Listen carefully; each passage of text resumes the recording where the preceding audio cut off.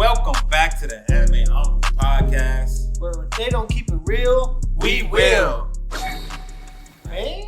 Good week. You doing all right, Yixo? Bro, I'm gonna be honest with you. I'm a little tired today. You know, You're working hard, man. You're working hard today. it was a long day today, but you know what?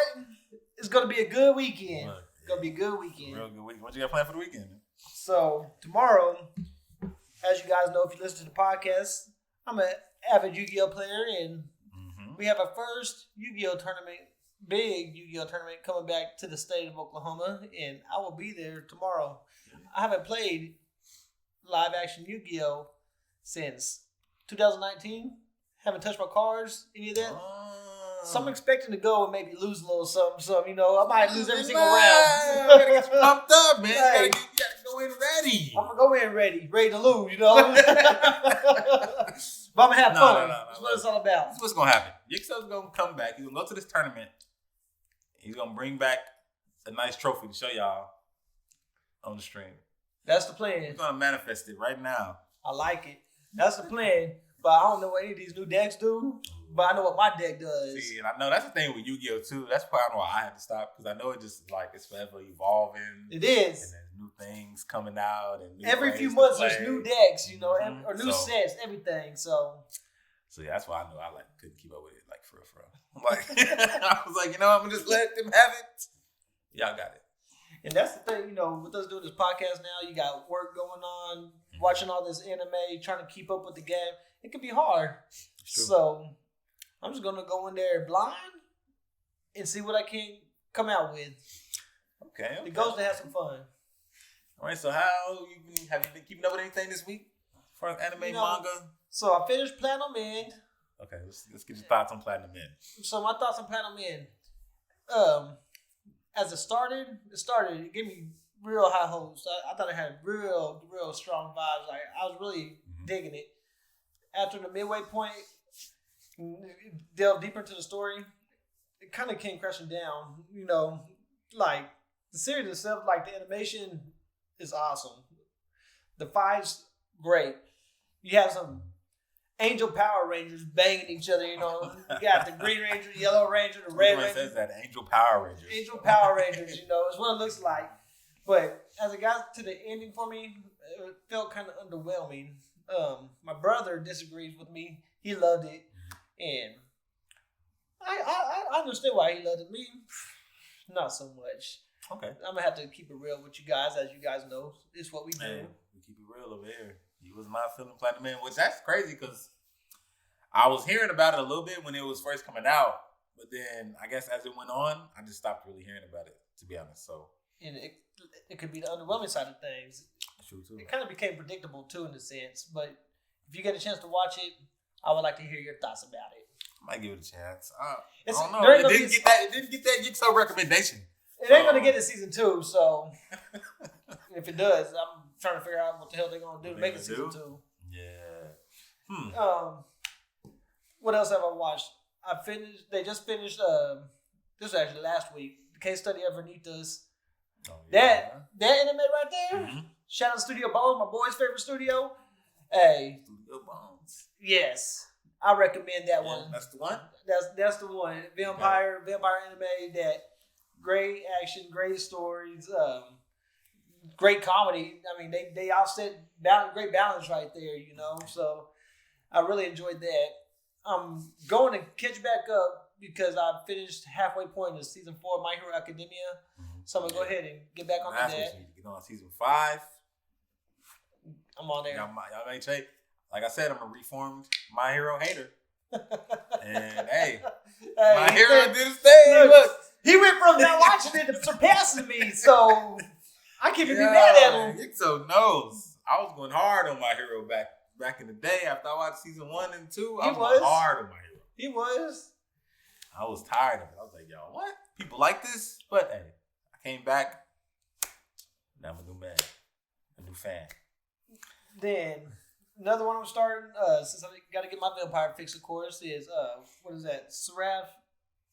Seraph for the End. Seraph for the End. I just watched the first couple episodes of that, and I like where it's going. So we'll see where that takes. That's what I've been wanting to start on, but I haven't decided if I want to watch the anime or just read the manga. I might watch the anime first, then go through and read the That's manga. what I'm going to do. Yes. Yeah. So. Besides that, I read Tokyo Revengers. Start off at the end of where season 1 ended at, which is chapter 74 is where it picks up after season 1. Yes. I've read all the way up to chapter 247. It was so good I couldn't stop. I'm over here getting off work. I gotta know what happens next. It's as good as the anime, you know. So now I'm just juiced up, ready to see what is Kodansha. Y'all got some work. You put up. I need to get back on Attack on Titan, but I'm not even going to finish it now because y'all want to fuck up and go put out like another season, another final season. This is the third final season. Another final season. So you know what?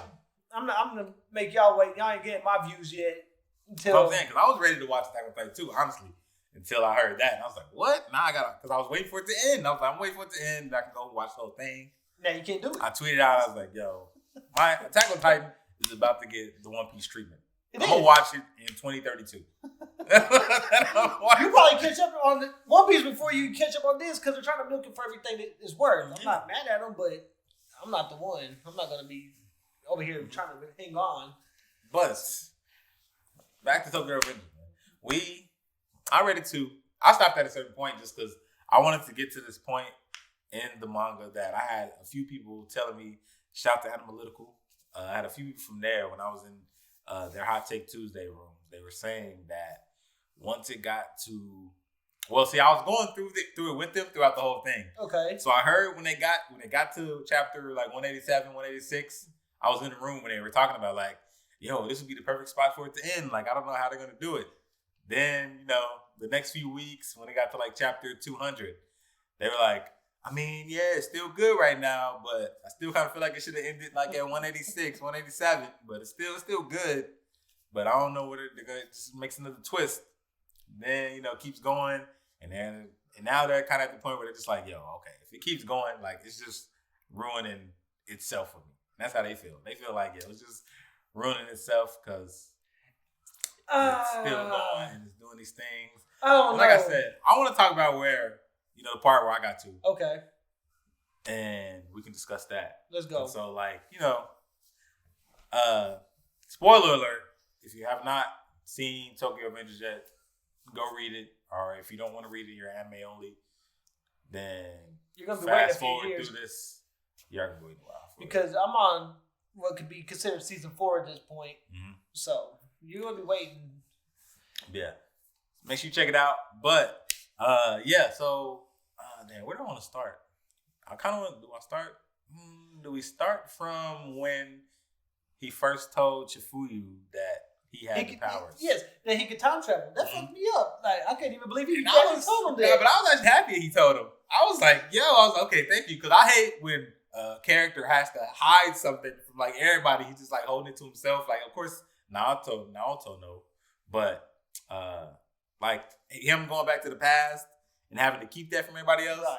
I kind of be, relating to the anime characters too, and be feeling like, okay, I know if I was in that predicament, I know I'd really want to tell somebody, like, yo, I can want to tell anybody, like, yo, I can go back and past, no matter how ridiculous it sounds.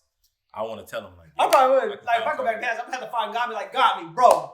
Don't tell nobody. Don't tell nobody, but I time travel, dog. Like, but that was cool, and that also gave him like what happened was, it gave him somebody else to help rely on and help him figure this out and try to help him figure out what he can do to create the future that he's looking for. And Chifuyu is the perfect candidate for that. Yes. Because at the end of season 1, after the connection with him and Bajin, after that entire fight went down, you understand why he told him, because he already had his back jump anyway. Chifuyu is a ride or die. He's a ride or die. He's a ride or die. He's going, when you his homie, he's going to be down with you forever. Like, he believes in you, all that stuff. Okay, so he told Chifuyu, they're trying to come up with like, plans and stuff. And he's trying to figure out, like what's the link between everything, what's going to help him fix this future. And what was the first one he went to? It was, trying to make sure that the Black Dragons didn't get created? Didn't get created, took them down before they could actually... Or before they could like try to... blow up into what they were in the future. Well, he didn't want them to join Toman right, either. Yeah, he was trying to stop them. Trying to stop them from joining Toman, pretty much. Yeah, so... And that whole That whole thing was crazy too.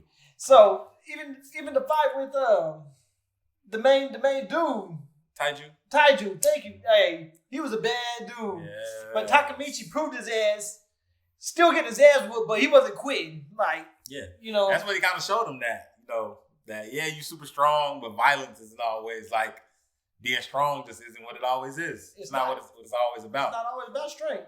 Mm-hmm. It's not always about money. It's about how you take care of your shit. And Takamichi, he takes care of it. He's not even crying as much as he originally was. He still gets his little crybaby moments. Mm-hmm. Not as strong as it was at the beginning of the series. Yeah. You're seeing a bunch of character growth from him. And that's what I liked with Takamichi too, is that he was like, even though he's still getting his ass beat, he's like G'ing up about it. Yes. He's like taking the ass beating, but he's like, he's not going down. And that like when he was training to find that tire? Yeah, even that. I was like, yo, okay. At least he's trying to do something. Trying. It didn't work, but he was trying, so. But he's got everybody's respect in that regard, so. Yeah, and that's the dope thing about it, is that they know, like, okay, Takamichi can't fight, but they just respect him so much that they're willing to fight for him. And see, going into that point, his girl Hina kind of snitched on him too, because she overheard him talking about his powers. Yeah, and who did he go tell? You remember who she told? Oh yeah. When she went and told Mikey and Drake. Yes, I'm like, ah. So that they was know. crazy too. But then they kind of ended up helping too, because I mean, Dragon said he believed. But no, before that though, before we get to that, let's get to when he first went back. And the future was even worse. They said the worst that ever been. Yeah. They thought Kasaki was dead. Mm-hmm. Mm-hmm. But he wasn't. He was really caught him up in the alley. Popped up on him. Yo, I was like, damn. It was Kasaki that caught him. It was Kawagara. Izukawa. Mm-hmm. Yes. And there was one other one. Wasn't there? Yeah. It was Kasaki, Izukawa, and Zama? The one with that put it was him. It was him. Okay. Yeah. I believe it was him anyways. I thought it was him or it was what's the other dude? They have so many different. I think it was him though, because he was always with Kasaki. I think it was, yeah. So it was probably him. But after that point, everybody thought, me included, Kasaki was dead. He comes up in the alleyway and says, "I got you." Boom! Shoots Takamichi. You know, then all of a sudden, Nato's right there with him. Who's his connection to the past? Who's his connection to the future? Nato. So this is his one final chance to leap back. And he leaps back, you know, they go over there and he does his thing. And he tries to shake Nato's hand, you know, to see if he can make it back to the future, and he can't. Mm-hmm. So he knows the Nato of the future is dead. So it progresses from that point on to where you're at. Yes. You know, where we try to see where this whole thing goes on. A new gang formed under the S62 generation, which is what they was calling it. The Vengeance generation. And they formed Tenjuku. And that gang was just, they decided to come to Tokyo and just fuck niggas up. Everybody up. Everybody. Yes. Nobody. Especially anybody that was Toman. They was just like, yo, you were part of Toman? Okay. You know something about Toman? You getting beat down now. Unless you was Drake or Mikey, y'all was getting whooped on. I mean, it was crazy. They were getting ambushed, beat up. And even Takamichi and them. Takamichi was finna go on a train to go to where they were at. Right. And then his homeboys that were there, they hopped out. They got beat up on. Whooped. Yeah. But shout out to them too, because they've grown a lot too from where they was just being like, you know, the kids getting bullied in school, being treated like how they were being treated, to now they're a part of Toman and they getting that confidence boost from Takamichi and watching their friend Takamichi just grow and evolve. There's a lot of character development in this series, more so than a lot of mangas and animes that I read. Because we talk about Jujutsu Kaisen has a lot of character development for these, but I don't even think it has the character development to the extent that this does. I think it's just because there's such a mass amount of characters in this. There's a lot. Like, because there's so many different gangs. Yes. And then, you know, each gang has different squads. So there's just so many characters in here. Bro, not just different gangs, but they have different tiers in the games, you know? Which those dudes was crazy, too. the ones that had got locked up, the X-62, like the Vengeance generation. It was like 7 of them or something like that. Yeah. And they were crazy. Especially Izukawa. When they was locked up and they did like the little panel of him being locked up. And so what did you feel beating on dudes after you found out about the big twist with Izukawa? Oh. Didn't expect it, did you? I was like, no, I didn't. No, I didn't like, either. Yeah, I was wondering, I knew he had to be a cold dude because there was a point in anime where his first introduction is he pulls up a Mikey and I forget what he says and he just walks off on him. Mm-hmm. And they're like, who's this dude?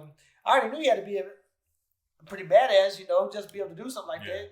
Then we find out, a big plot reveal, we find out he's Mikey's brother. Yeah. Going further, I don't remember how many chapters further, you find out he's not really Mikey's brother. Really Mikey's brother. Like, what is going on like here? Like a nice Shyamalan twist up in there. It is. Like, you thought you figured it out. It takes it back from you again. And he reveals he's not actually his brother, and that Shinichiro, which is Mikey's older brother, had just, gone there because he was like adopted into the family. He was. Much. So Shinichiro still wanted to go to him, treat him like a family member and a brother and stuff like that. Because they thought he was. Love, yeah.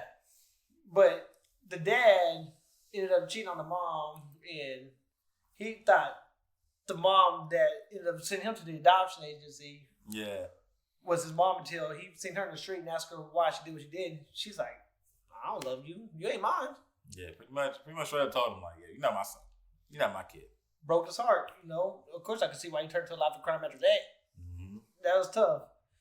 But I mean, it was after that he just kind of went on after Shinichiro died, he ended up just pretty much losing his mind, and he just plotted revenge on Emma and Mikey.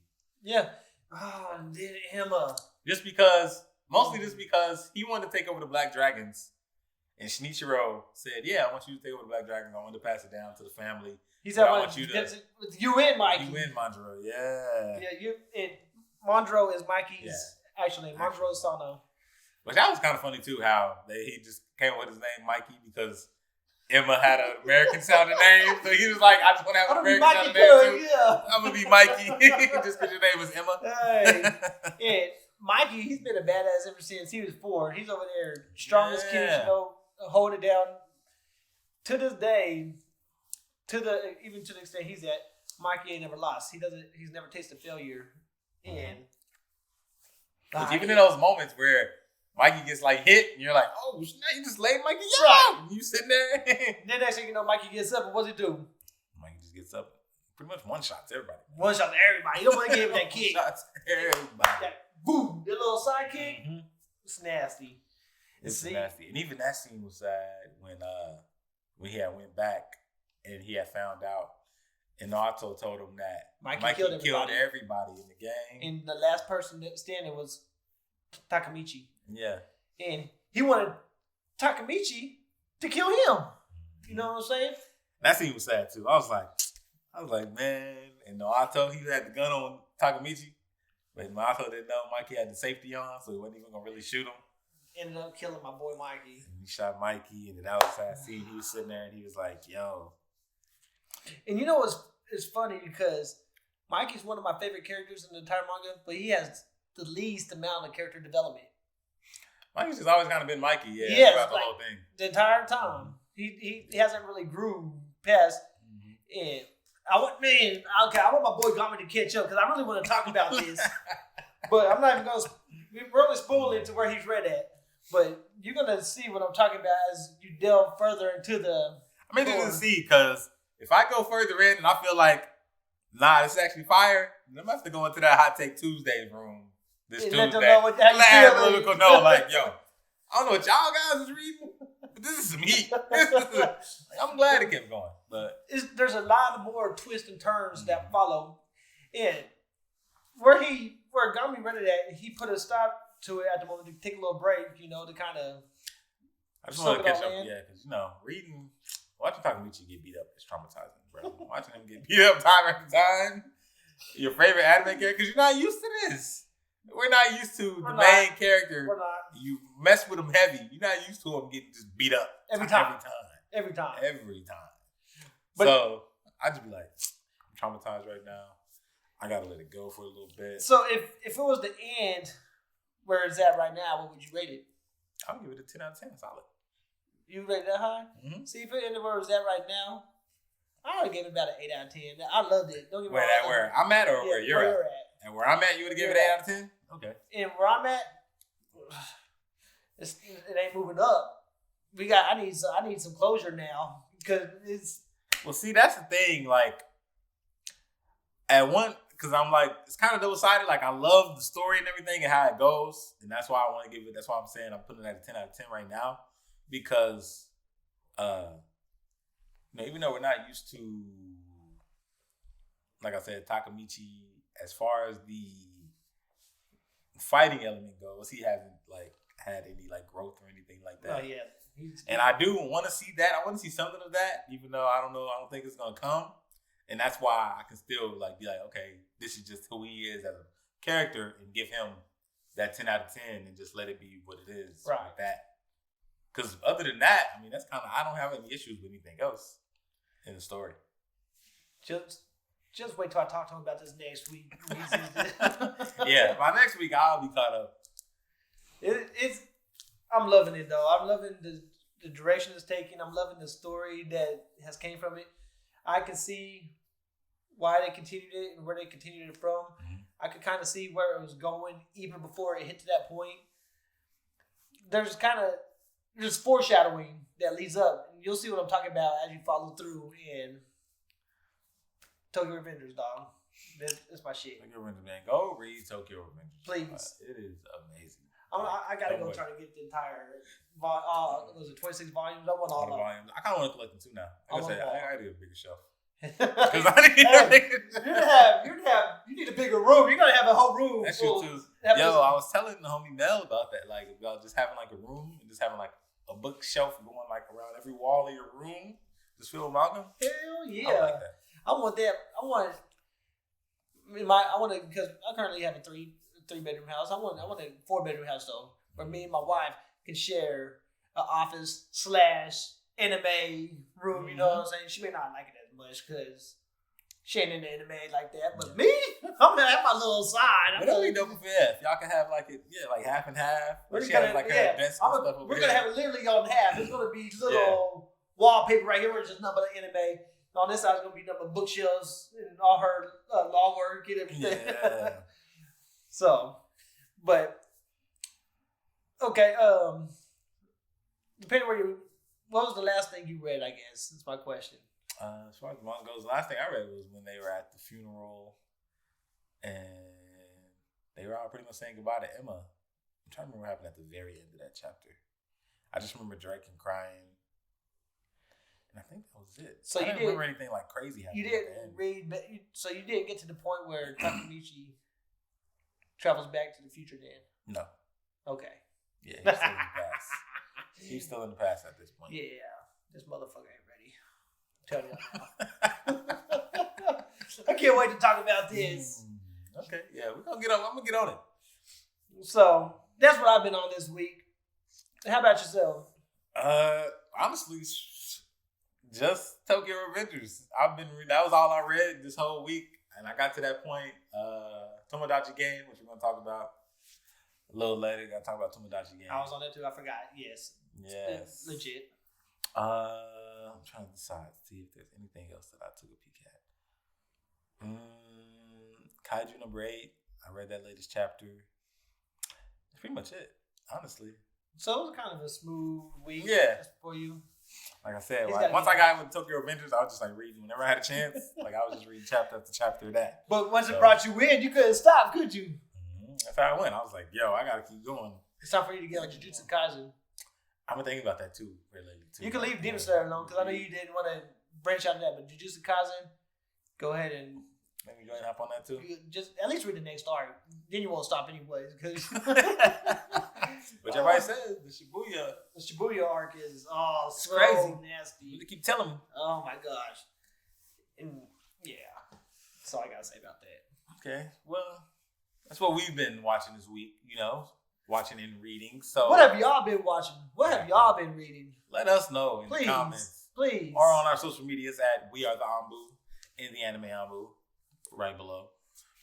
Just go ahead and let us know what y'all been looking at. Maybe y'all might put us on something new. I'm all for it. I'm always trying to keep my list open. I got so much on my list now. Now add more. I do not care. And as far as that goes, why don't we go ahead and we'll do what released this week. So you want to just. So our new releases for this week, the spring anime lineup 2022. Starting off with Rise of the Shield Hero Season 2, Tamagotchi Game, Komike Communicate Season 2, I'm Quitting Heroing, Executioner in Her Way of Life, and Tomorrow, Spy Family. Well, by the time they hear this, Spy Family will be out. So. Oh, yeah. My family's out by now. Yeah. You good. Spy Family is out. Spy Family will be out. Can't That's another one we're excited for. Yes. I'm pretty sure we were hyped watching it. So, our future selves, tell us. I can't wait to go back and look at this. I don't feel like a jackass sometimes when I do this, but I'm laughing at myself too. I feel like one of these days we're going to do a live podcast, so I don't feel as bad, you know. Yeah, we are going to have to do that. Yeah, we'll do a live podcast somewhere. That can be like what we do, like if we do like a second podcast throughout the week or something like that. Do like a quick little like live one. Hopefully, be able to team up with Analytical where shit gets critical or yes, you know. Ooh, I like how you did that. Get with anybody where shit gets critical. Hold on. 1 second. Just when we get to. Yes, sir. I had this up something later on, but also on the other page I didn't get back on it. I've been slacking on my notes. I wanted to give a shout out to everybody in there too, as well in Analytical, man. So shout out to Ashley, the founder of Analytical. Gotta give her props. Shout out. I had to write them down too because there's so many niggas in there. So, yeah, I'm not fucking with all y'all. I remember all of these, but I just wrote them down just to make sure I won't forget anybody.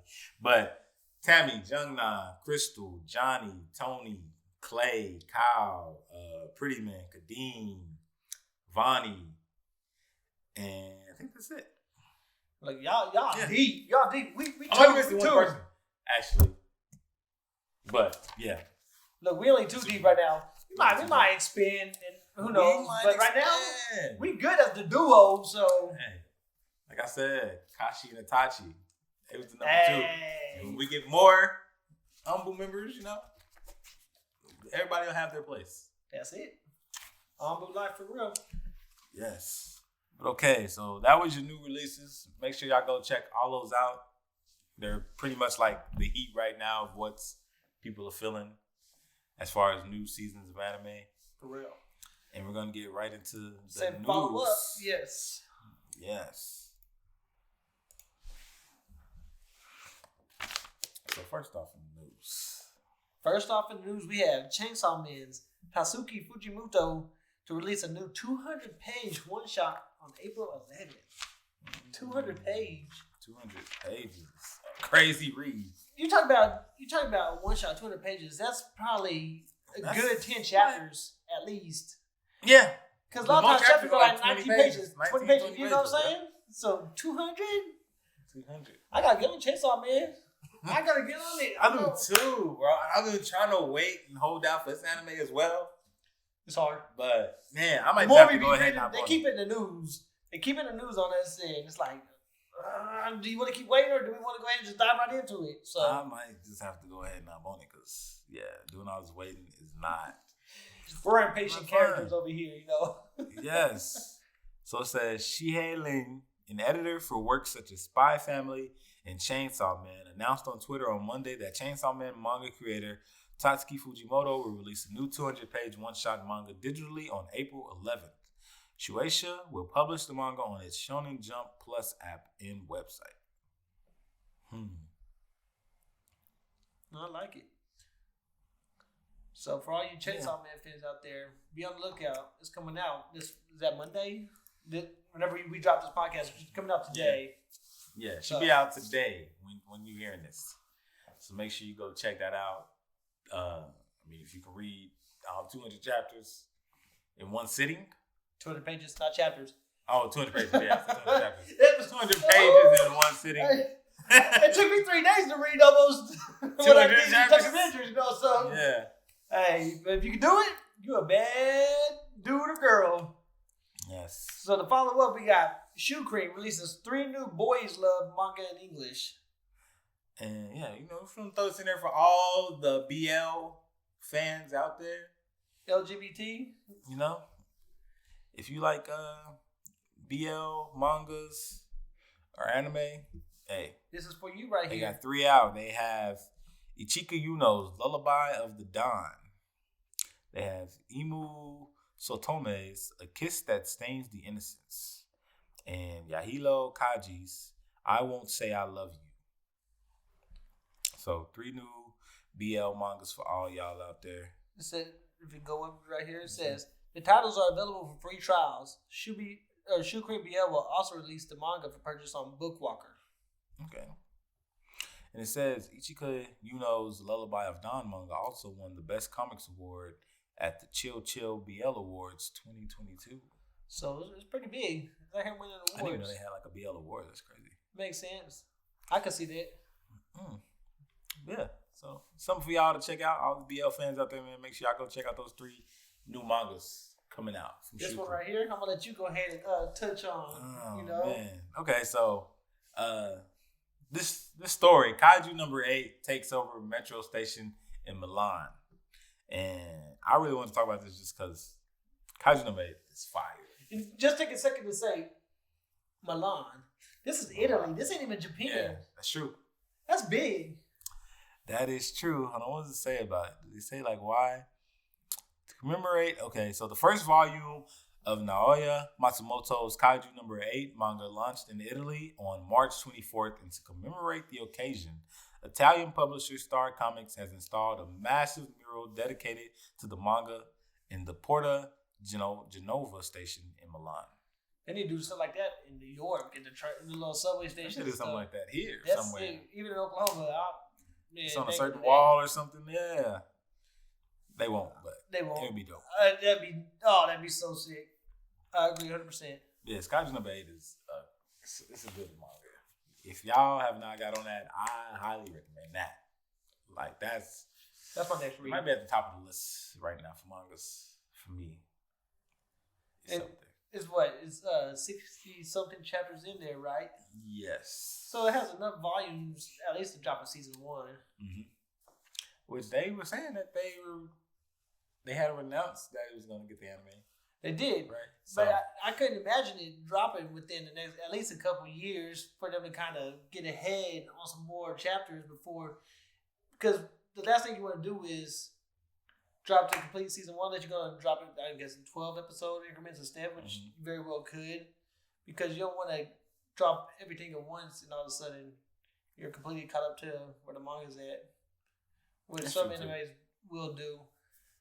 But I did hear that this anime is in production right now. Well, they might try to do like how all the other mangas and animes have been doing it. Season, wait a year, or 2. Movie, wait another year. True. 2. Yes. Something like that. Which that could spread it out a little bit to where they could get something. I'm always down for y'all to drop a season in the movie.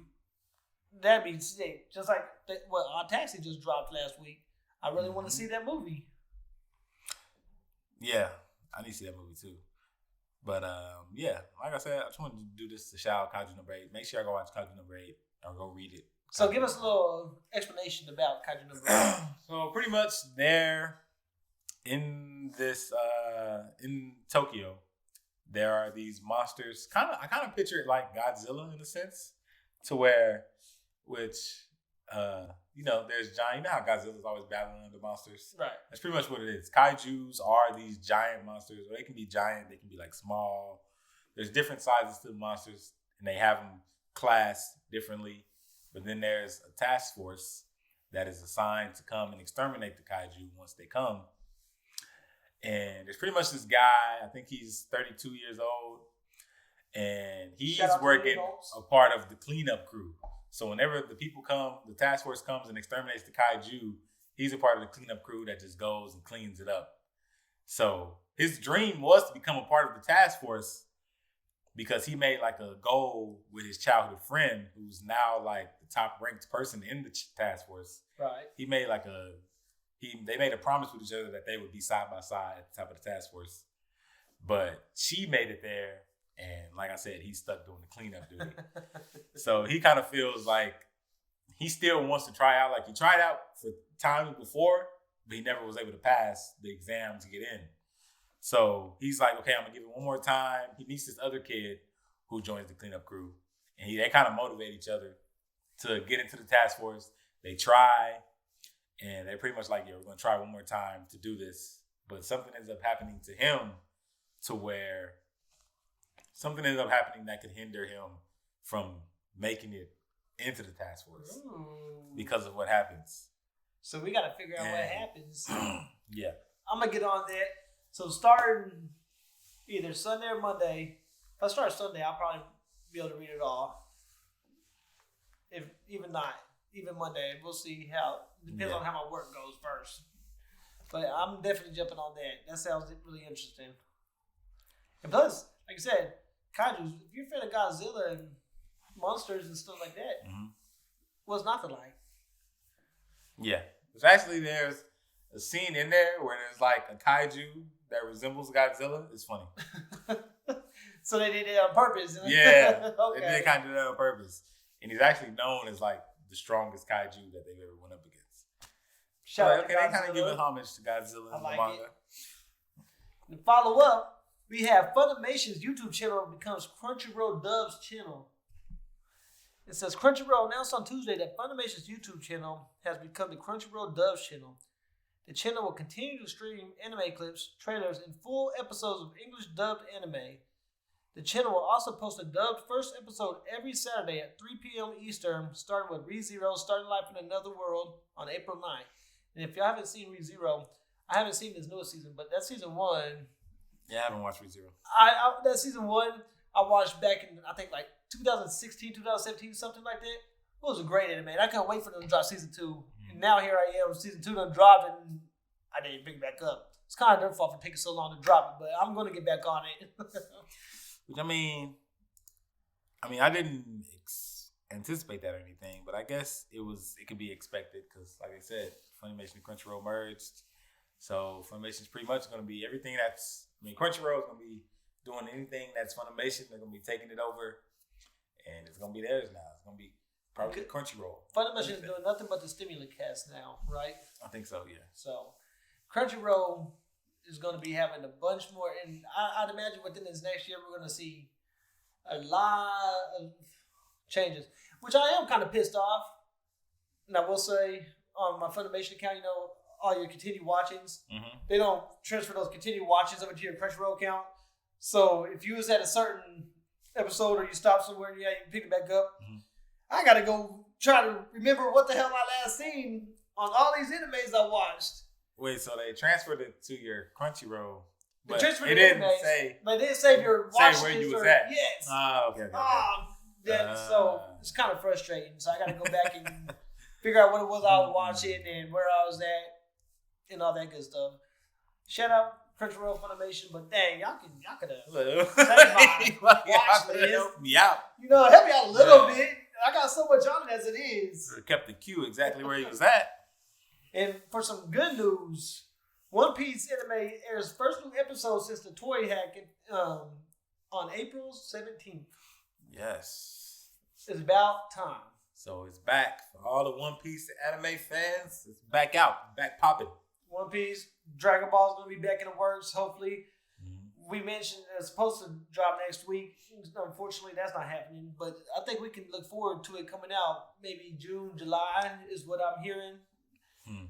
Hopefully. Which, if they already had planned to drop it, does that mean that they lost some sort of something with it? Because if it's already done, then I don't see what would be the problem with it.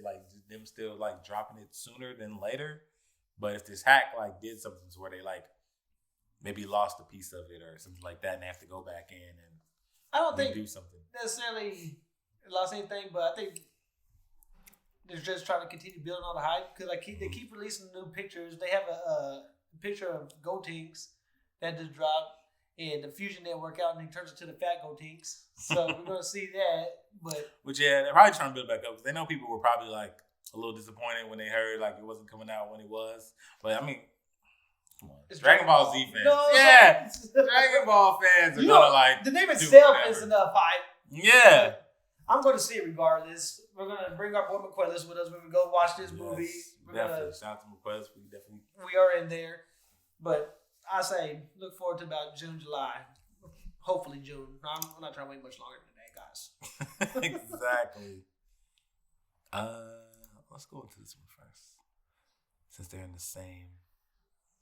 Yeah, and then they said the NHK report the toy animation hack was a ransomware attack. So that right there, and apparently it said last year. Is it right here? Let's see. Yes, a ransomware attack is a form of malware attack that restricts access to data on a company's internal servers until a ransom is paid. Ransomware attacks disrupted meat production and gasoline distribution in the U.S. in 2021, and also hit Diamond Comic distributors last year. So that's what ended up happening is Toei had to pay this ransom to, actually be able to get the servers back online to be able to start releasing. So I want to know how much these people made off this attack. It says the ransomware attack continues to affect production of delayed Dragon Ball Super superhero film. So that's why they probably have to push it back even longer because it's still affecting. They're probably not trying to pay that the superhero film. But Dragon Ball's gonna make that too because it's still set. Look, just think you have Demon Slayer made over 130 or over 100 million. Jujutsu Kaisen made over 100 million. Dragon Ball's gonna make over 100 million. Pay this ransom, whatever it is, because they're gonna make the money back. Unless they're asking for 100 million, we may not never get it. That's true too. But it says Toei Animation added is still investigating the details of the attack and stated it's not sure if it can completely restore what was lost in the attack. NHK added the ransomware attack is still affecting the production of the film. It's disappointing. But yeah.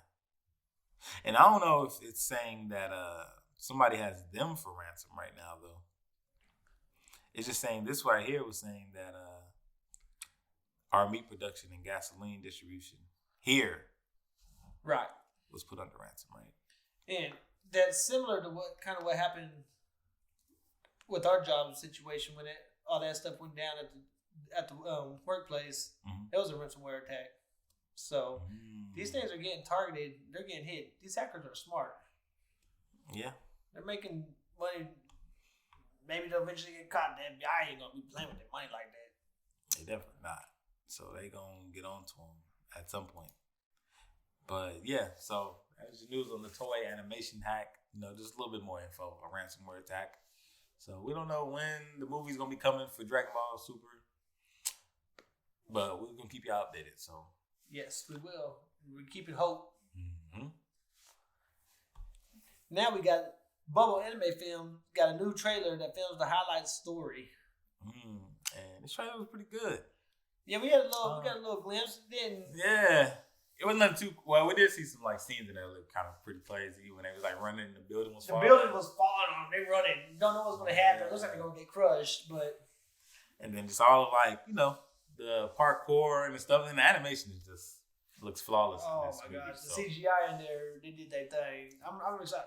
Now I'm kind of upset because in Japan they're gonna release this in theaters. We get it on Netflix. Yeah, Netflix can at least drop this in a limited fashion for a few days. Let me get the opportunity to watch it in theaters too. That's all I'm asking. But they could, but you know how it goes over here. This is something sort of new, some new IP. So it doesn't have enough hype around it. Yeah, it's not gonna get enough hype for them to be let's put it in the theater right now. So unfortunately, maybe if we can get a Bubble 2, if we can get enough hype, get a Bubble 2 in theaters. Yeah, I like it. We'll go get a Bubble 2. But it says the story is set in Tokyo after bubbles that broke the laws of gravity rained down upon the world. Cut off from the outside world, Tokyo has become a playground for a group of young people who have lost their families, acting as a battlefield for parkour team battles as they leap from building to building. Okay. Hibiki, a young ace known for his dangerous playstyle, makes a reckless move one day and plummets into the gravity-bending sea. His life is saved by Uda, a girl with mysterious powers. The pair then hear a unique sound audible only to them. Why did Uda appear before Hibiki? Their encounter leads to a revelation that will change the world. I like it. Even from that synopsis, I like the synopsis. So, and I mean, the parkour team Tokyo is just cut off from everywhere else, but there are still kids living inside of this, of Tokyo that have parkour battles, and gravity doesn't exist really in there, so you can just jump and bounce around. Just be jumping up in the air, 30 feet everywhere. Yeah, this sounds like fun. It's gonna put us in our own little world. We got a few weeks for the drop, so I can't wait. Like I said, we're excited for Bubble. Bubble looks like it's gonna be very, very good. So make sure y'all stay on the lookout for it too. Don't judge the anime by its name, because I wouldn't. I guess it makes sense when you're trapped in a bubble now. That's true. Yeah. And for our final news of the day, this was kind of shocking right here. This was crazy. Because Jujutsu Kaisen Zero tops $30 million. That's not the shocking part. Leading actors to reveal shockingly low pay rates. Man.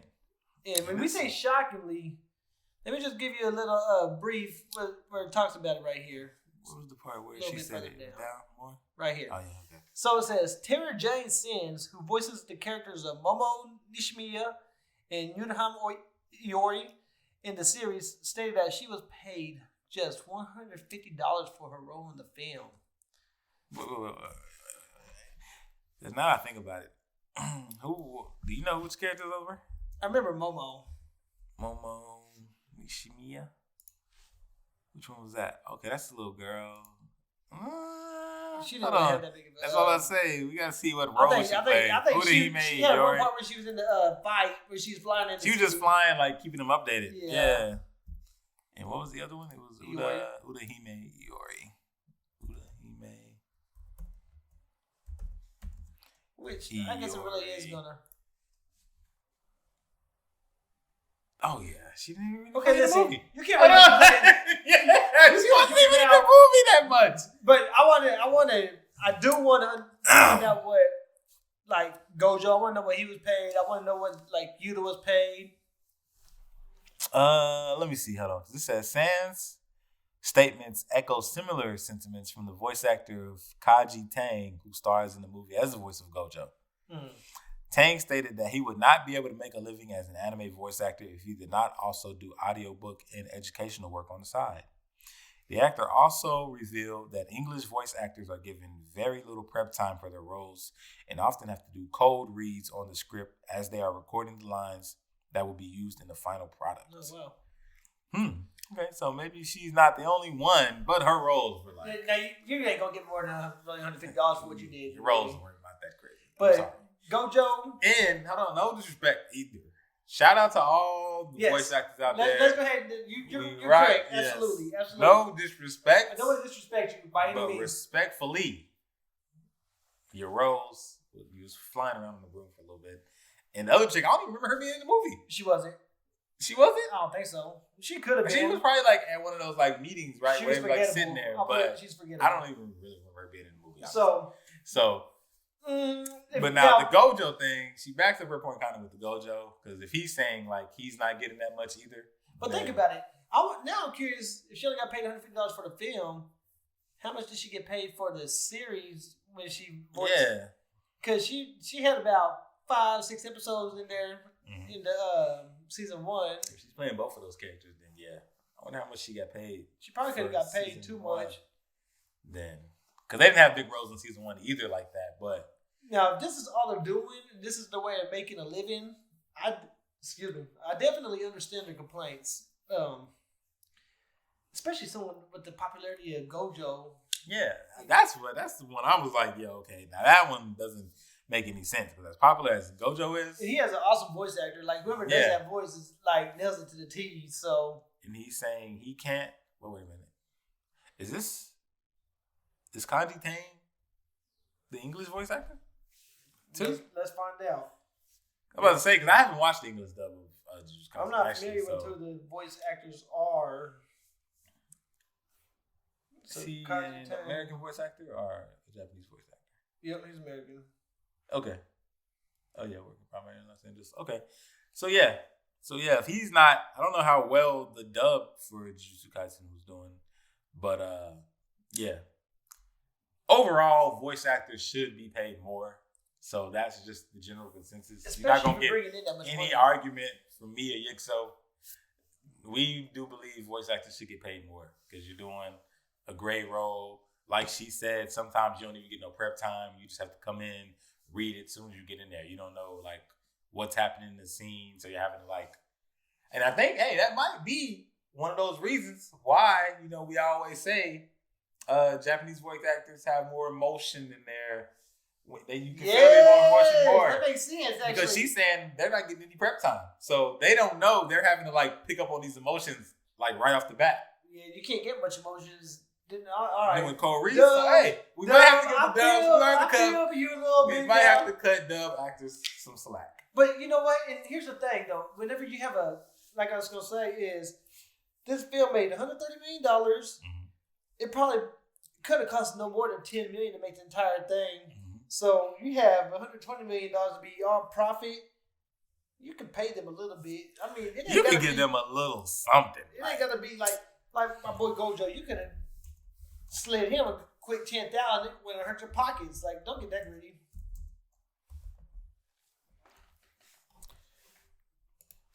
That's a good question. Does it say? So my boy Gami's looking up trying to figure out what the budget was for $15.8 million. That's what they're saying the estimation was. Yeah, I'm seeing a lot of 15 to 7. Well, that says pulled in to 17 million. That's what they pulled in. I'm trying to see if anybody knows what the. Look, let's in comparison. I'm sure what they say the estimations were on here. Well, I don't know if they're saying anything in here. No, it's some other stuff. I do believe they have an official number for Demon Slayer. Look up the Demon Slayer budget. Yeah.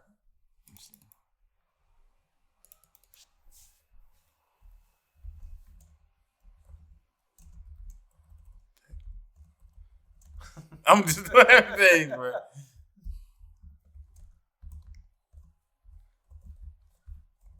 Okay, that right now. Slayer movie. Let's see. They have that on there. How much budget?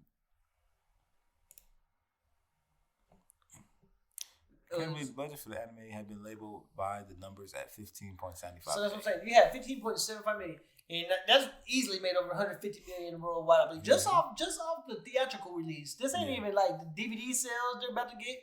They made over 31 times the original budget. And here's my thing: these voice actors should at least be able to have some type of obligation and royalties off these sales from DVDs and. Because it sounds like they're not getting anything except a one-time pay of something. Mm-hmm. That's not cool. So these studios definitely got to be able to pay their... I wonder if it's better to be a voice actor in Japan or they're just not complaining. It might be. They get a better opportunity to get the emotions out because we don't get that dose very often. That's true. But yeah, so, I mean... Maybe, yeah, like you said, voice acting over there, which I do kind of feel like they do because when, like a Japanese voice actor is like prominent, they get like a lot of roles and they got to be making like some good money. You look like, I like to look at IMDb. I don't even remember their names. I just go see who they voice acted. A lot of times these people are voice acting like 300 different things. Like they just got their They're getting like a lot of different work. Lot of work. That's good for them, but see, yeah, that's where it gets challenging here is because I don't know. Because one, we're not getting as much anime as they're getting over there, and we do get a lot of anime. But then, I guess them trying to like maybe switch it up, or maybe only certain people. Because I don't know how long Miss Sands has been in the voice acting community, or has been doing voice acting, but maybe she just kind of got started and she hasn't gotten that look yet there. So she's been out. She's done some stuff. She did the Yu-Gi-Oh movie 2004, G. No. So we need to see the roles though. I feel like let's look up her roles. Let's see if she has some like major voice roles. But like we said, overall, hey, voice actors do need to get paid more.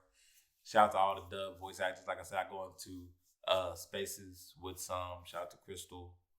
Shout out to Zeno B up in there. Shara, Joshua. Shout out to all of them. And those places are fun. And hey, because I don't want this. Like I go in there and hang out with them, and I don't want them. She's done. That's how many she's done. 293. She can make a living off it only because of the amount. It's the quantity, and it's not necessarily the quality.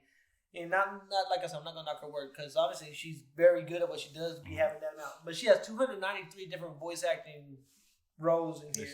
And let's go to the very beginning of hers on IMDb. Oh yeah. So she started out in 1988, 1989. So she definitely has a reason to be. Oh, okay. Having a say so. Sailor Moon she's been doing. Yeah, she was in some series. She was in some Rurouni Kenshin. Oceanary Girl. Original Ultraman.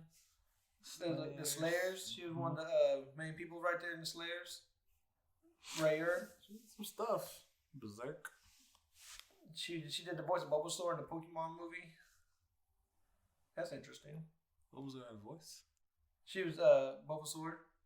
That's what I'm saying. He had a voice. Yeah. What was her? She had a voice. Mama. Well, that she just does that. That was it. That's what I was thinking. Like what? Hey, mama. You could pay me. I would do all, however many thousands of Pokemon there is. I'll do all of the voices myself for $150. And then they get to keep using it and using it and using it over the years. I gotta get royalties, man. That's what I'm saying. Let me get some royalties. She deserves royalties. That's what I'm saying. Like her voice is definitely used. Like she's been Mokuba in Yu-Gi-Oh. That's Kaiba's little brother. That's a pretty big role right there too. So I mean, she's got Tokyo She did Review. some games too. I just seen Super Smash Brothers. Yeah, Shaman King. Shaman King. She was Anna. She was the girl. Yeah, the main girl in Shaman. So she got some roles. Okay, so Tara Jane Sands, you do deserve to be paid a little more. Although in this movie, like we stated, you didn't do nothing in the movie. Your roles in this movie weren't that like I said, Iori. I don't even remember seeing her in the movie.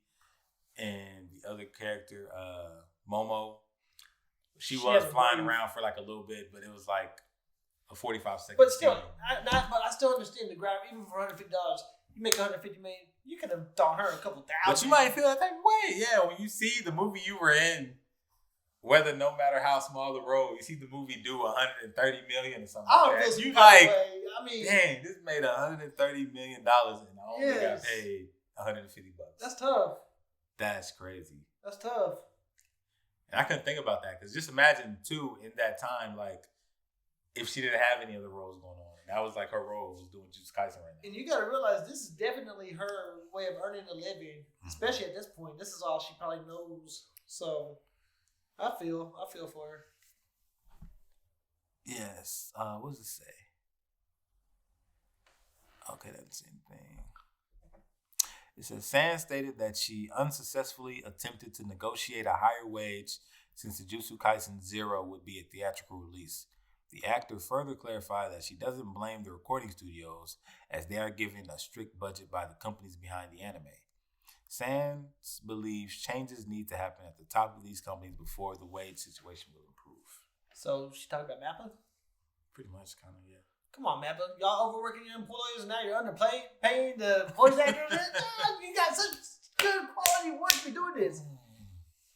And it's just, because I feel like on one hand, I feel like they just feel like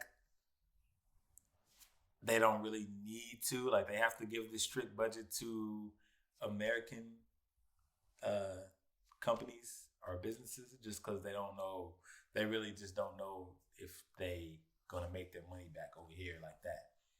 Because anime fans can be a little fickle sometimes, and it can be a little flaky, where you don't know. Like, yeah, series does well, but then maybe not everybody. Even though everybody like Jujutsu Kaisen the anime was so hype, maybe not everybody goes to go see the movie. Right. You know, maybe everybody waits for it to come out on Crunchyroll or something like that. Wait for the pre-release sub, but again, royalties. Put a royalty thing in the contract where they get so much and they make so much sales in the movies. Okay, well, we're gonna up your pay now all of a sudden to this right here. So there's definitely different things you can throw into the contract where you can take care of your voice actors. They're literally the ones carrying the film, the series, anything of that nature. Doesn't matter what it is. That's true. Whether you're a sub or dub fan, so.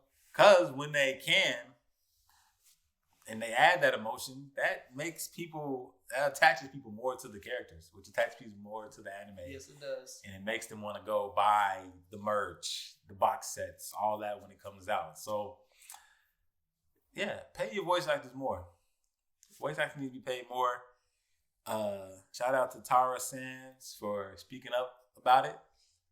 Absolutely, we respect you for that. We probably I apologize for my previous statements, because I mean, even though your role wasn't very big in this movie, you definitely have a body of work, and she does have quality out there. So your voice is very important. And hey, we don't know nothing about the voice acting, Can't that way of life. So hey, we don't know what they do with their budgets and how these big companies. But if you want our voices in there, go ahead and reach out to us because we're in there. We can do some voice acting too. I can change my voice. You know what I'm saying? I can sound like a little kid too. I mean, you help me out. I'll change it up on you. You know what I'm saying? I'm here. So, hey. Yo, you just heard it here. Look at the range. Look at the range from Yixo. High and low, so let's go. Yeah. Once again, pay up. Give them a little extra money. Come on. $130 million. $150 though. $150 is crazy. Bro, that's like a 0.0. I keep going back to that because even though I just said like the role was small, but even still. Right, that's what I'm saying. That's still crazy. $150. She didn't even get a 0.01. She was like 0.0000001. I mean, I don't even know how to fathom that. That's tough. What does it say right here? It says Echoes. Oh wait, no. Several other prominent voice actors, including Stephanie Say, who was in FLCL and Sailor Moon, and Kyle McCarley from Mob Psycho 100, have pushed for the anime industry to adopt union dubbing. While some distributors such as G-Kids and Netflix do utilize some union voice work, the majority of the English voice acting industry is non-union.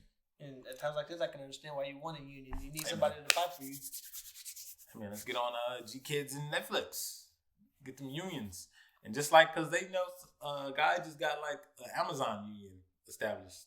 I remember seeing that, reading about that. Yeah, I did too. Yeah, sure did. Yeah, he just got a union established in Amazon for the. Tried to fire him and took him to court, ended up winning, and he got won, yes. and got a union. So and he's actually the leader of the union. Yeah. So we need to get some voice acting unions going. Like we said, voice actors, y'all have our support because we want to keep seeing anime spread to larger audiences. Yes. We're not gatekeeping around here. Well, unless you're a weirdo. But other than that, we welcome all to the anime community. We want to spread this out and keep it going. But we want to put money in your pockets too because y'all deserve it. Y'all definitely deserve it. I was talking with a homie yesterday, and I was telling him like, I never really supported companies by paying for subscriptions for animes and stuff like that before. And they were like, well, what if I had, a manga or something and, I decided to put it out. Would you not pay to help support mine? And I was like, well, of course I would. But I explained to him how I felt that companies like Crunchyroll and maybe how they're big in other companies. But I don't know. I really don't feel like the mangakas are reaping big benefits from that. You gotta remember also the authors of this will see a whole lot more of the money than the voice actors as well. Of course, the author's gonna be seeing all the money. I mean, it's his damn series. It's their body of work. Even in that sense, they might be feeling like they're getting underpaid for what they're putting out.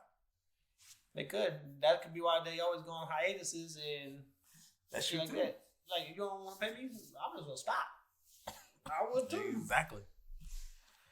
But yeah, so that's it. And that is all we have for the news today. And we're going to take a quick little break real quick and get right back to y'all with the ending half of the Anime ANBU Podcast. Yeah. What's good, y'all? We back from the short little break. But now, so it's time. It's time, man. Why don't we go ahead and get into I think it's one of the most anticipated besides Spy Family, Rise of the Shiro Season 2, stuff like that. I think this was pretty anticipated. Especially by the ANBU, I was excited, and I was not disappointed. I ain't gonna lie, I was not disappointed. We've been talking about this for like the past 3-4 weeks now, at least. Yes, Tomodachi Game, the first episode was finally put out, and I said I loved it right off the bat. As soon as I finished the first episode, I loved it right off the bat. I just said quick little notes. First off, it got to the shit real quick. It did. It didn't take but maybe 10 minutes before. Not even that. It was 5 minutes. I remember at the time. I was like, yo, this is quick. Like, it's already getting to it. I looked, and it was 5 minutes in. I'm like, yo, damn. You know what probably took 10 minutes for me? What? Every time they did a brief little synopsis on the player, I'm over there pausing. Why'd I do the same thing? Because they spit it by pretty quick. I saw you took it right away. I'm like, I gotta rewind that real quick. I'm trying to get to know the cast real quick. But yeah, that happened pretty quick.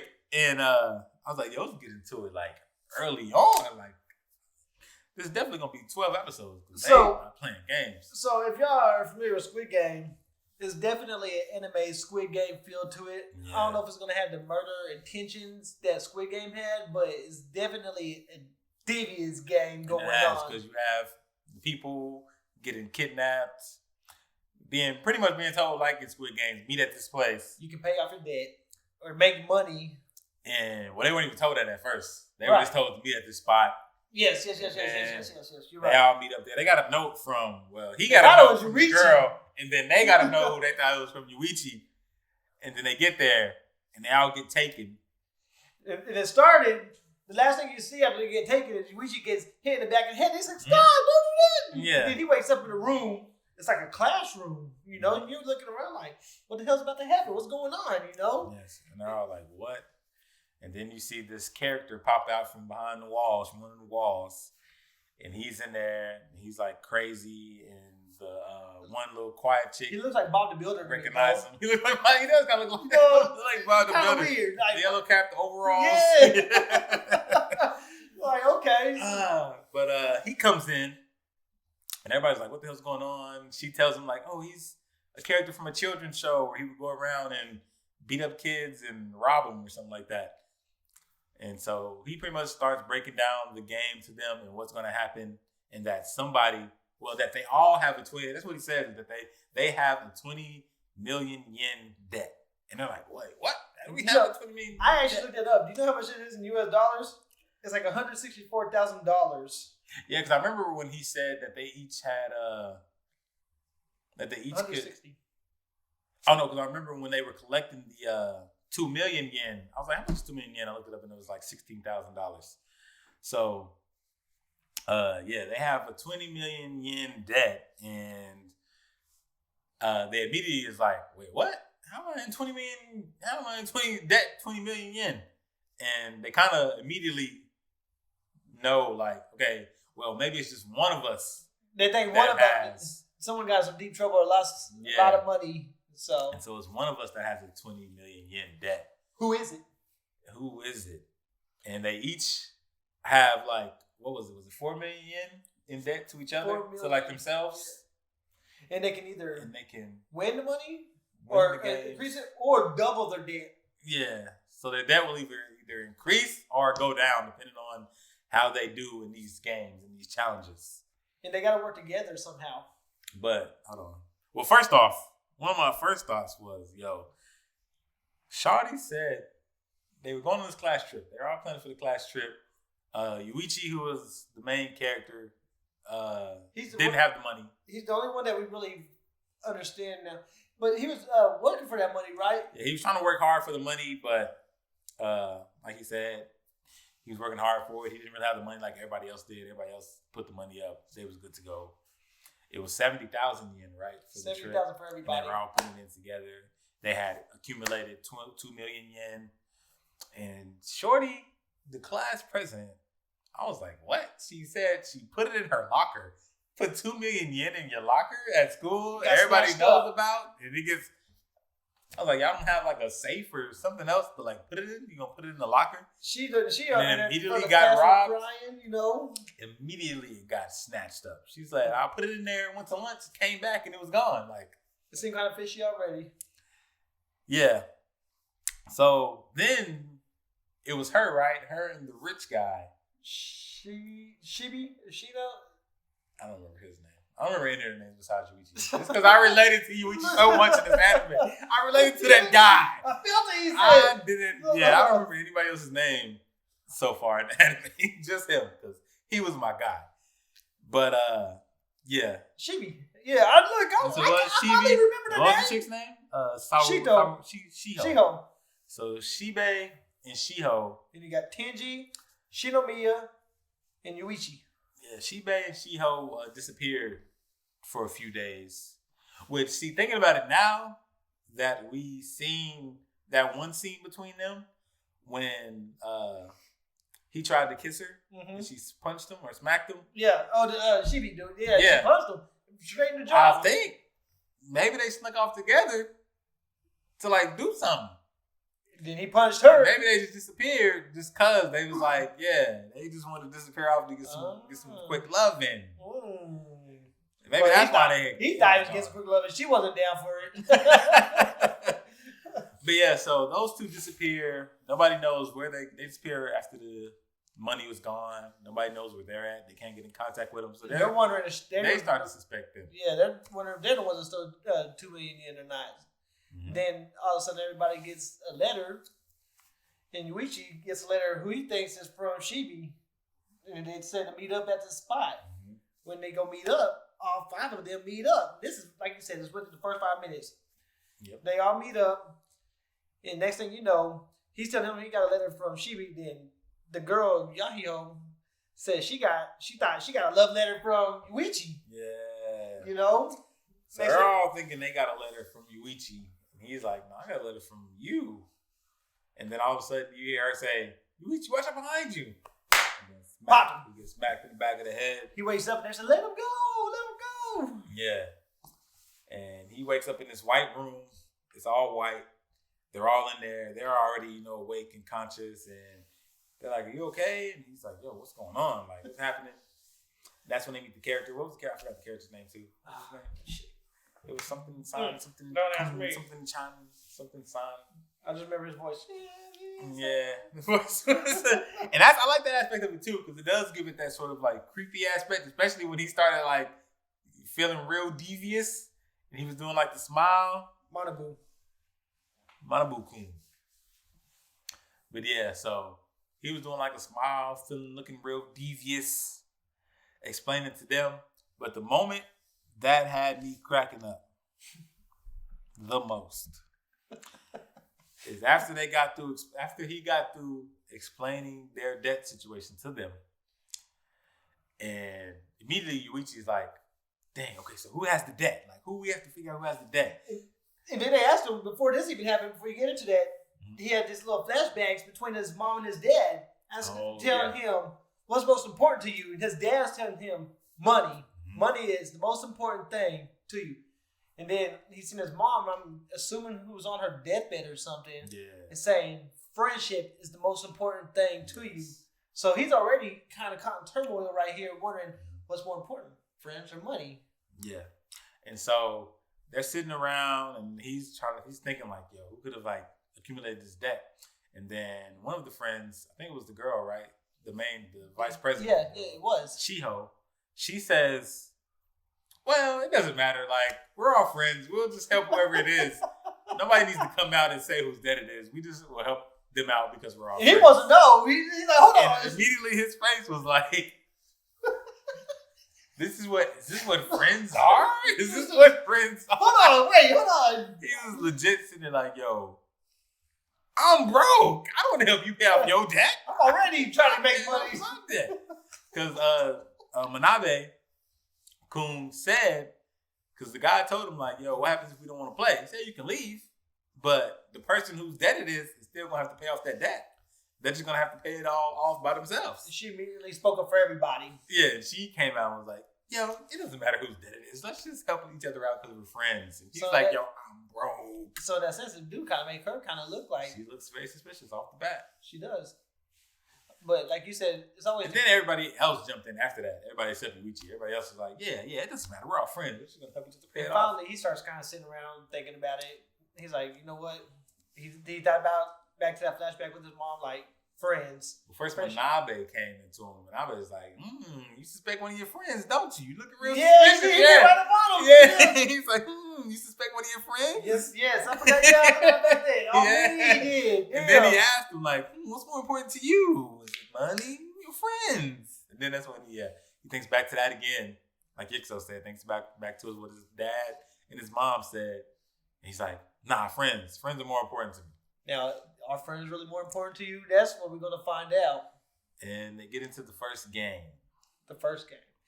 It's a simple game. It's a simple yes or no, or is it right or wrong type of game. They have this thing. It's kind of like, it's set up kind of like a Ouija board type deal where they all put their hands on this like coin looking thing. And then if they all think the same answer, it moves to that answer. If they get it right, they get rid of the debt. Yes. I think it was like the person who reads the question will lose, like gets some. And we don't find that out until Yuichi reads it.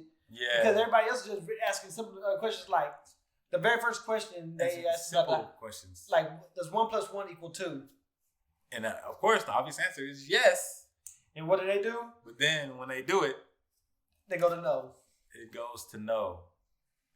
And then it moves on to the next person. Yeah. And all these questions were like super easy. Like another person asked, is Mount Fuji the highest mountain in Japan? Which the answer is yes. But then what happens again? They go to no. And so the first three people all answer simple questions like that the answer should be yes, but it always ends up going to no. So then when it gets to Yuichi-kun, he asks, is there 7 days in a week? Mm-hmm. And he reads, on the bottom right there what it says. And it says the person gets to choose the question. And it says on a blank piece of paper. Yeah. And it said at the bottom, it said if the answer gets yes, then what did it say? It said the game is over. If y'all get the answer to be yes, the game is over and you can move on to the next round. But if the answer becomes no, the person who asked the question gets some of their debt taken off. Or something like that. Like they get their debt like halved.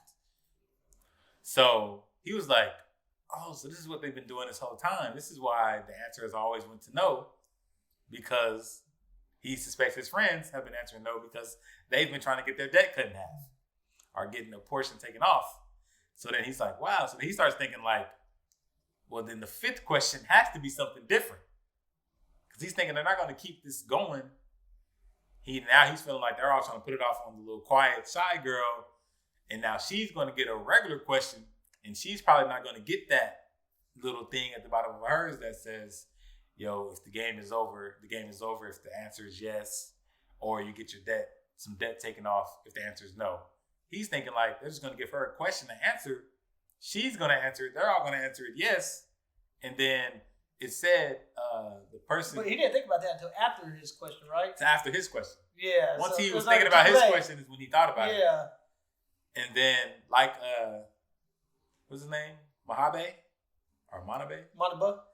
Said that the person that comes in last place inherits all the debt. Gets all the debt, yeah. So he's thinking like, dang, they're finna put all this debt off on her. The cute little innocent girl. Who's actually feels closest to Yuichi. To him, because they went back to the other flashback where she was like, yeah, I don't think I'm really close to anybody else. You're the only one that calls me the certain name that he called her. Mm-hmm. Kokoro, it was Coco something. Yeah. Coco something like that. But yeah, so now he's just sitting there like damn, like, is this like, how do I want to play this out? Do I want to? While all this is going on, there's like a camera where there's these people in the background watching everything going on, and they're like, there ain't no way that they're gonna be able to end the game this quick. Which also adds that other like Squid Game element to it. Yes, it does. People behind the scenes monitoring the game, kind of keeping track of it. And What happened at the end of the episode? At the end of the episode, I just remember it ending on a cliffhanger. I'm gonna have to go back and watch it because now there's some things that there's now some questions I need to be answered. I want to kind of I want to pay close attention. This is what I was wondering. You have to pay close attention to because there's a lot going on. So you want to see how these characters are acting. If any of them are acting suspicious. Yeah, and even the people behind the scenes was like, "Oh, I can tell by the look at it on Yuichi's face, he's starting to doubt his friends, and starting to not know if he can like really trust them." It shows a little image right here where all his friends have these little evil red eyes, you know, as it's going through it. Yeah. So there's already doubt being placed in his mind about what it could be, who it could be. And before this even popped up, I felt like I told Gami, I was thinking like, what happens if it's all his friends and it's just setting him up? The one guy who don't even have no money, you know, it could be everybody. They're all guilty. That's true. You know, I'm trying to see where this is going to go. So next week, we're gonna. Like I said, I love this first episode. I'm excited for more. I love it too. I really did. I'm ready to see more of this. I'm gonna watch it again before the next episode comes out. Yeah, I'm definitely gonna rewatch the first episode again, just to make sure I didn't miss anything. Make sure I pick up on everything that's going on. And I think is that everything? That's everything. But I will tell you, as far as where I rated at right now, how it started off nice. I'm gonna give it an 8.5. It can definitely go up and it can definitely come down.